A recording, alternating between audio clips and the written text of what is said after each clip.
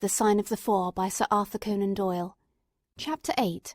The Baker Street Irregulars. "What now?" I asked. "Toby has lost his character for infallibility." "He acted according to his lights," said Holmes, lifting him down from the barrel and walking him out of the timber yard. "If you consider how much creosote is carted about London in one day, it is no great wonder that our trail should have been crossed. It is much used now, especially for the seasoning of wood. Poor Toby is not to blame." "We must get on the main scent again, I suppose." "Yes, and fortunately we have no distance to go. Evidently what puzzled the dog at the corner of Knight's Place was that there were two different trails running in opposite directions. We took the wrong one. It only remains to follow the other." There was no difficulty about this. On leading Toby to the place where he had committed his fault, he cast about in a wide circle, and finally dashed off in a fresh direction. "We must take care that he does not now bring us to the place where the creosote barrel came from," I observed. "I had thought of that. But you notice that he keeps on the pavement, whereas the barrel passed down the roadway. No, we are on the true scent now." It tended down towards the riverside, running through Belmont Place and Prince's Street. At the end of Broad Street it ran right down to the water's edge, where there was a small wooden wharf. Toby led us to the very edge of this, and there stood whining, looking out on the dark current beyond. "We are out of luck," said Holmes. "They've taken to a boat here." Several small punts and skiffs were lying about in the water and on the edge of the wharf. We took Toby round to each in turn, but though he sniffed earnestly, he made no sign. Close to the rude landing stage was a small brick house, with a wooden placard slung out through the second window. Mordecai Smith was printed across it in large letters, and, underneath, "Boats to hire by the hour or day." A second inscription above the door informed us that a steam launch was kept, a statement which was confirmed by a great pile of coke upon the jetty. Sherlock Holmes looked slowly round, and his face assumed an ominous expression. "This looks bad," said he. "These fellows are sharper than I expected. They seem to have covered their tracks. There has, I fear, been preconcerted management here." He was approaching the door of the house when it opened, and a little curly-headed lad of 6 came running out, followed by a stoutish, red-faced woman with a large sponge in her hand. "You come back and be washed, Jack," she shouted. "Come back, you young imp, for if your father comes home and finds you like that, he'll let us hear of it." "Dear little chap," said Holmes strategically. "What a rosy-cheeked young rascal. Now, Jack, is there anything you would like?" The youth pondered for a moment. "I'd like a shilling," said he. "Nothing you would like better?" "I'd like 2 shilling better," the prodigy answered after some thought. "Here you are, then. Catch. A fine child, Mrs. Smith." "Lord bless you, sir, he is that, and forward. He gets almost too much for me to manage, especially when my man is away days at a time." "Away, is he?" said Holmes in a disappointed voice. "I am sorry for that, for I wanted to speak to Mr. Smith." "He's been away since yesterday morning, sir, and truth to tell, I am beginning to feel frightened about him. But if it was about a boat, sir, maybe I could serve as well." "I wanted to hire his steam launch." "Why, bless you, sir, it is in the steam launch that he has gone. That's what puzzles me, for I know there ain't more coals in her than would take her to about Woolwich and back. If he'd been away in the barge, I'd have thought nothing, for many a time a job has taken him as far as Gravesend, and then, if there was much doing there, he might have stayed over. But what good is a steam launch without coals?" "He might have bought some at a wharf down the river." "He might, sir, but it weren't his way. Many a time I've heard him call out at the prices they charge for a few odd bags. Besides, I don't like that wooden-legged man, with his ugly face and outlandish talk. What did he want always knocking about here for?" "A wooden-legged man?" said Holmes with bland surprise. "Yes, sir, a brown monkey-faced chap that's called more'n once for my old man. It was him that roused him up yesternight, and what's more, my man knew he was coming, for he had steam up in the launch. I tell you straight, sir, I don't feel easy in my mind about it." "But, my dear Mrs. Smith," said Holmes, shrugging his shoulders, "you are frightening yourself about nothing. How could you possibly tell that it was the wooden-legged man who came in the night? I don't quite understand how you can be so sure." His voice, sir. I knew his voice, which is kind of thick and foggy. He tapped at the window. About 3 it would be. 'Show a leg, matey,' says he. 'Time to turn out guard.' My old man woke up Jim, that's my eldest, and away they went, without so much as a word to me. I could hear the wooden leg clacking on the stones." "And was this wooden-legged man alone?" "Couldn't say, I'm sure, sir. I didn't hear no one else." "I'm sorry, Mrs. Smith, for I wanted a steam launch, and I have heard good reports of the— let me see, what is her name?" "The Aurora, sir." "Ah, she's not that old green launch with a yellow line, very broad in the beam." "No, indeed. She's as trim a little thing as any on the river. She's been fresh painted, black with 2 red streaks." "Thanks. I hope that you will hear soon from Mr. Smith. I am going down the river, and if I should see anything of the Aurora, I shall let him know that you are uneasy. A black funnel, you say?" "No, sir. Black with a white band." "Ah, of course. It was the sides which were black.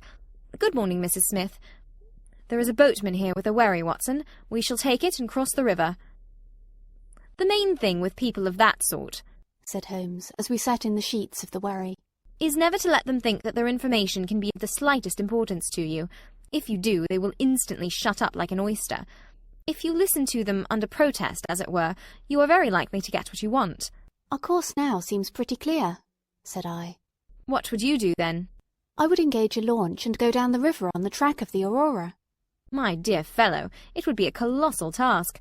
She may have touched at any wharf on either side of the stream between here and Greenwich. Below the bridge there is a perfect labyrinth of landing places for miles. It would take you days and days to exhaust them if you set about it alone." "Employ the police, then." "No. I shall probably call Athelney Jones in at the last moment. He is not a bad fellow, and I should not like to do anything which would injure him professionally. But I have a fancy for working it out myself, now that we have gone so far." "Could we advertise, then, asking for information from wharfingers?" "Worse and worse. Our men would know that the chase was hot at their heels, and they would be off out of the country. As it is, they are likely enough to leave, but as long as they think they are perfectly safe, they will be in no hurry. Jones's energy will be of use to us there, for his view of the case is sure to push itself into the daily press, and the runaways will think that everyone is off on the wrong scent." "What are we to do, then?" I asked, as we landed near Millbank Penitentiary. "Take this hansom, drive home, have some breakfast, and get an hour's sleep. It is quite on the cards that we may be afoot tonight again. Stop at a telegraph office, cabby. We will keep Toby, for he may be of use to us yet." We pulled up at the Great Peter Street post office, and Holmes dispatched his wire. "Whom do you think that is to?" he asked, as we resumed our journey. "I'm sure I don't know." "You remember the Baker Street division of the detective police force, whom I employed in the Jefferson Hope case?" "Well," said I, laughing. "This is just the case where they might be invaluable. If they fail, I have other resources, but I shall try them first. That wire was to my dirty little Lieutenant Wiggins, and I expect that he and his gang will be with us before we have finished our breakfast." It was between 8 and 9 o'clock now, and I was conscious of a strong reaction after the successive excitements of the night. I was limp and weary, befogged in mind and fatigued in body. I had not the professional enthusiasm which carried my companion on, nor could I look at the matter as a mere abstract intellectual problem. As far as the death of Bartholomew Sholto went, I had heard little good of him, and could feel no intense antipathy to his murderers. The treasure, however, was a different matter. That, or part of it, belonged rightfully to Miss Morstan. While there was a chance of recovering it, I was ready to devote my life to the one object. True, if I found it, it would probably put her forever beyond my reach. Yet it would be a petty and selfish love which would be influenced by such a thought as that. If Holmes could work to find the criminals, I had a tenfold stronger reason to urge me on to find the treasure. A bath at Baker Street and a complete change freshened me up wonderfully. When I came down to our room, I found the breakfast laid, and Holmes pouring out the coffee. "Here it is," said he, laughing and pointing to an open newspaper. "The energetic Jones and the ubiquitous reporter have fixed it up between them. But you have had enough of the case. Better have your ham and eggs first." I took the paper from him and read the short notice, which was headed, "Mysterious Business at Upper Norwood." "About 12 o'clock last night," said the Standard, Mr. Bartholomew Sholto, of Pondicherry Lodge, Upper Norwood, was found dead in his room under circumstances which point to foul play. As far as we can learn, no actual traces of violence were found upon Mr. Sholto's person, but a valuable collection of Indian gems which the deceased gentleman had inherited from his father has been carried off. The discovery was first made by Mr. Sherlock Holmes and Dr. Watson, who had called at the house with Mr. Thaddeus Sholto, brother of the deceased. By a singular piece of good fortune, Mr. Athelney Jones, the well-known member of the detective police force, happened to be at the Norwood police station, and was on the ground within half an hour of the first alarm. His trained and experienced faculties were at once directed towards the detection of the criminals, with the gratifying result that the brother, Thaddeus Sholto, has already been arrested, together with the housekeeper, Mrs. Burnstone, an Indian butler named Lal Rao, and a porter or gatekeeper named McMurdo. It is quite certain that the thief or thieves were well acquainted with the house, for Mr. Jones's well-known technical knowledge and his powers of minute observation have enabled him to prove conclusively that the miscreants could not have entered by the door or by the window, but must have made their way across the roof of the building, and so through a trap-door into a room which communicated with that in which the body was found. This fact, which has been very clearly made out, proves conclusively that it was no mere haphazard burglary. The prompt and energetic action of the officers of the law shows the great advantage of the presence, on such occasions, of a single vigorous and masterful mind. We cannot but think that it supplies an argument to those who would wish to see our detectives more decentralized, and so brought into closer and more effective touch with the cases which it is their duty to investigate. "Isn't it gorgeous?" said Holmes, grinning over his coffee-cup. "What do you think of it?" "I think that we have had a close shave ourselves of being arrested for the crime." "So do I. I wouldn't answer for our safety now if he should happen to have another of his attacks of energy." At this moment there was a loud ring at the bell, and I could hear Mrs. Hudson, our landlady, raising her voice in a wail of expostulation and dismay. "By heaven, Holmes," I said, half rising, "I believe that they are really after us." "No, it's not quite so bad as that. It is the unofficial force, the Baker Street Irregulars."